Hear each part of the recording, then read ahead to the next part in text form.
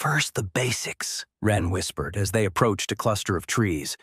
See how the threads shine differently depending on the angle? Taro and Min nodded beneath their camouflage blankets, moving with the deliberate slowness Ren had emphasized.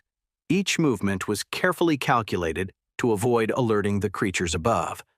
The brightest ones are older, but they're not the most valuable, Ren continued, his voice barely above a whisper. Look for threads with a faint, transparent gleam. Those are new ones that haven't absorbed much mana yet. Their sensitivity is still perfect. How do we reach them? Min whispered, observing the threads stretching several meters above their heads, creating an ethereal web in the filtered sunlight. Watch the weavers first. Ren discreetly pointed toward the high branches.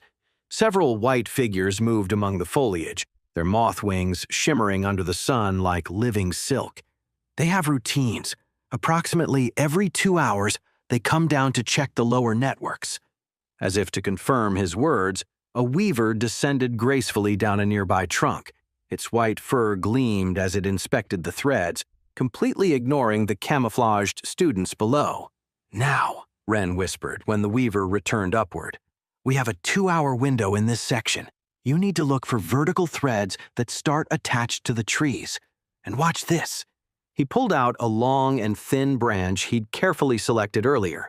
With precise movements, he began winding one of the lower, mature threads, which caught one of the new threads from above in a controlled spiral.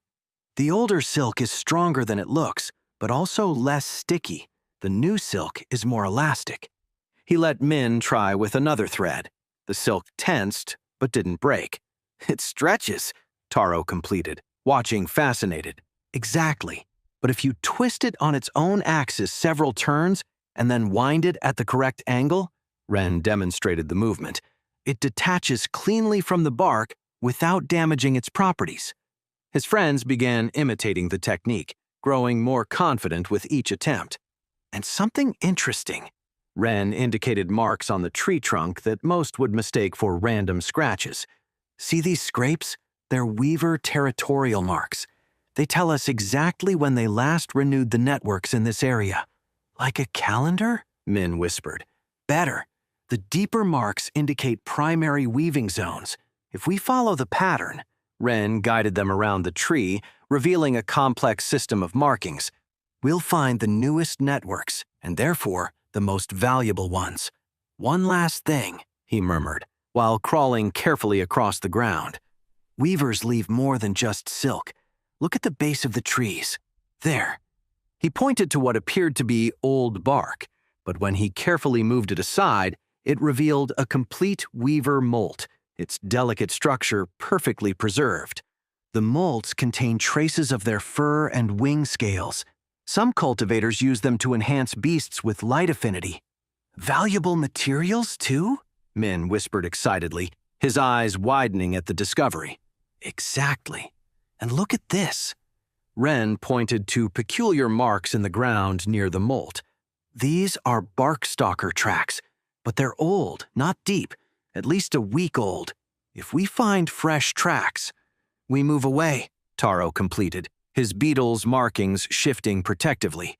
Precisely, Ren smiled beneath his blanket.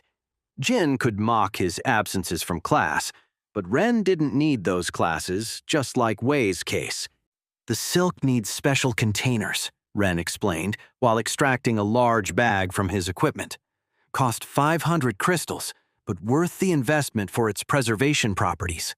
Why invest so much in a large bag? Min asked, while examining the container curiously, his water snake mirroring his interest.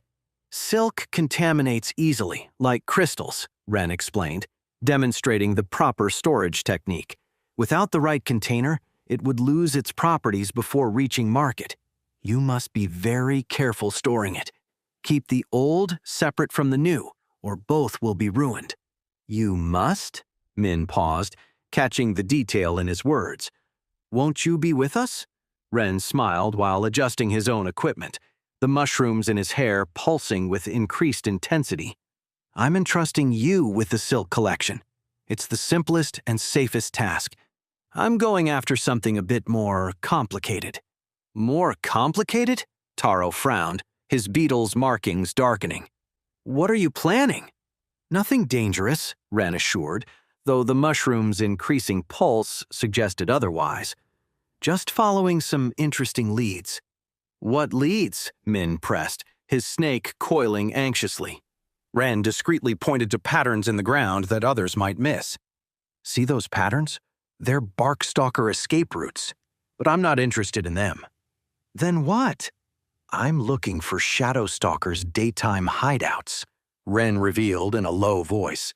"Yes, they're deadly at night, but during the day—" "You're crazy," Taro whispered in alarm. "The professor said—" "The professor warned about facing them at night," Wren corrected calmly. "During the day, they're not so bad. I just need to find where they hide." He calmed them while studying more ground marks.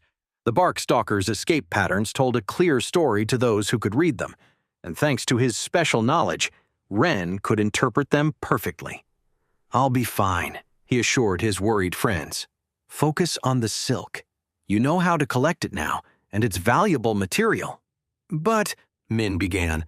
"I have the flare," Wren reminded them, patting his pocket, "and I won't go too far. I just need to confirm some theories." His friends exchanged worried looks, but after a month of following Wren in the mines, they'd learned to trust his judgment to a certain extent. "Be careful," Taro finally conceded, "and don't take too long." Wren nodded and began moving away, his eyes fixed on the ground markings that would guide him to his true goal. The shadow stalkers had to be somewhere, and with them, materials worth far more than the common silk other students would collect. Wren had lied a little to calm his friends. The knowledge flowing through him was clear. Shadow stalker colonies were mortally dangerous even during daylight hours. Thousands of them, packed into deep caves, each capable of draining a student's vitality in seconds.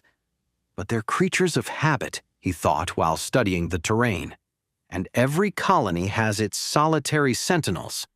First, he needed a large barkstalker, one of those the professor mentioned they'd removed from the marked area, which meant leaving the safe territory. But for that, I need a distraction, he thought. About 100 meters away, Jin's group worked near a particularly silk-rich area. The mushrooms pulsed while Wren analyzed the situation.